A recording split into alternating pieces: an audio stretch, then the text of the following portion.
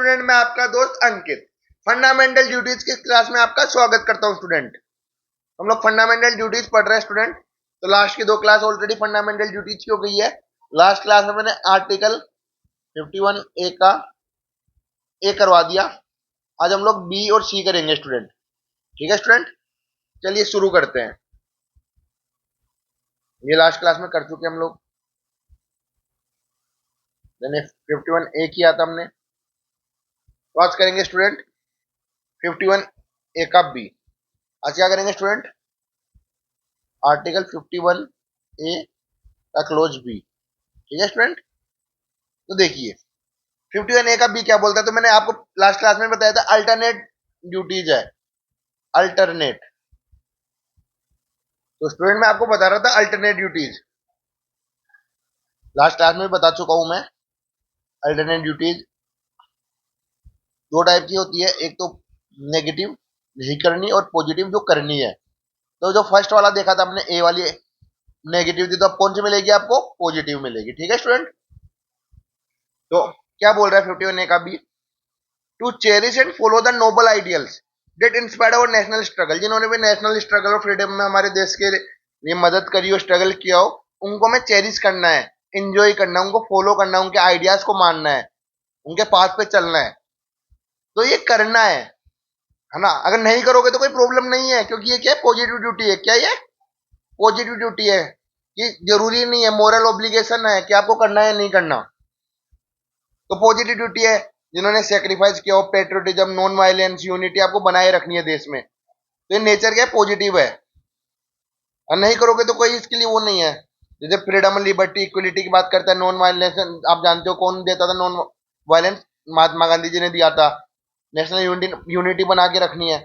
तो कोई legal enforcement नहीं है इसके पीछे। लीगल एनफोर्समेंट मतलब कोई भी कानून नहीं है, कोई लॉ नहीं है, नो लॉ। तो याद रखना, जितनी भी पॉजिटिव ड्यूटी है उसके पीछे कोई भी कानून नहीं है। नेगेटिव के पीछे जरूर कानून मिलेंगे, लेकिन पॉजिटिव के लिए कोई कानून नहीं है। तो बस सिंपल सी बात है, आपको कुछ नहीं करना है स्टूडेंट्स। इस वाले को याद रखना है कि पहले में आपको रिस्पेक्ट करनी थी, यहाँ पे आपको चेरिश करना है, फॉलो इनको नोबल आइडियल्स को, जिन्होंने देश के लिए सेक्रीफाइस की है अपनी जान, जिन्होंने देश के लिए लड़ाई करी है, तो उनको आपको चेरिश करना और फॉलो करना है।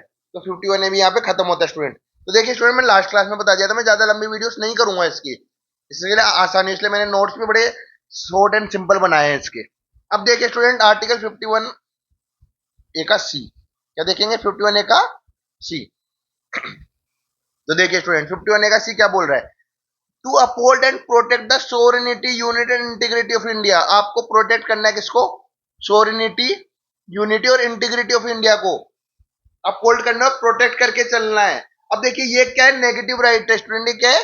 नेगेटिव। अगर आप ये नहीं करोगे तो आपके ऊपर कानून लगेगा, कोई ना कोई कानून दिया हुआ है इसके साथ। तो ये क्या है? नेगेटिव है ना। आपको ऐसी एक्टिविटीज नहीं करनी जो अपने देश की सोवरेनिटी को, यूनिटी को या इंटीग्रिटी को तोड़े। आपको ऐसी कोई भी एक्टिविटी नहीं करनी है जो देश के खिलाफ हो। अगर आप करोगे तो क्या होगा? उसके पीछे लीगल बैकिंग है। लीगल बैकिंग मतलब कानून है। जैसे कि unlawful activities prevention act 1967, national security act 1980, ऐसे कानून बने हुए हैं। कौन से? Unlawful activities prevention act 1967 and national security act 1918 जैसे कानून बने हुए हैं। तो आपको क्या ध्यान रखना है स्टूडेंट इसमें? कि प्रोटेक्ट ऑफ सोवरेनिटी, यूनिटी और इंटीग्रिटी ऑफ इंडिया, ये आपकी अपहोल्ड करना है, प्रोटेक्ट करना है। अगर इनके कुछ भी आएगी, अगर इनके खिलाफ आप जाओगे तो कानून क्या क्या है? अनलॉफुल एक्टिविटी और नेशनल सिक्योरिटी एक्ट। तो ये क्या हो गया? एक तरह का नेगेटिव राइट है, सॉरी नेगेटिव ड्यूटी है। देखो स्टूडेंट, बार बार वो राइट निकलता है, फंडामेंटल राइट हमने कुछ ज्यादा लंबा किया था, तो समझ लेना। ड्यूटी है क्या? एक नेगेटिव ड्यूटी है। आपको ये नहीं करना है। आपको देश को सोवरेनिटी बना के रखना है, यूनिटी रखनी है, इंटीग्रिटी। आप ऐसी कोई एक्टिविटी नहीं करना जिसपे देश की अखंडता पे कोई बात आई। ठीक है स्टूडेंट, तो किसका की फोकस है? नेशनल सोवरेनिटी, टेरिटोरियल इंटीग्रिटी और यूनिटी ऑफ इंडिया। अगर आप इस कानून को देखोगे तो फंडामेंटल राइट में आर्टिकल 19 से भी आप इसको कोलैप कर सकते हैं।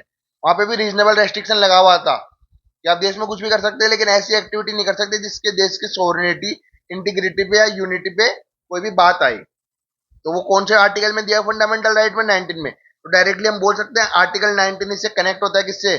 15 ए के सी से, फंडामेंटल ड्यूटी में। तो देखिए यहाँ से भी एक अच्छा क्वेश्चन फ्रेम किया जा सकता है। तो अब स्टूडेंट आपको ये दोनों समझ में आए होंगे। नेक्स्ट क्लास में डी और ई करेंगे हम लोग। जब तक के लिए आप लाइक कमेंट करते रहिए, शेयर करिए, सब्सक्राइब करिए। कोई भी डाउट आ रहा है तो कमेंट में पूछिए या टेलीग्राम पे पूछिए। टेलीग्राम का लिंक आपको डिस्क्रिप्शन में मिल जाएगा। Thank you.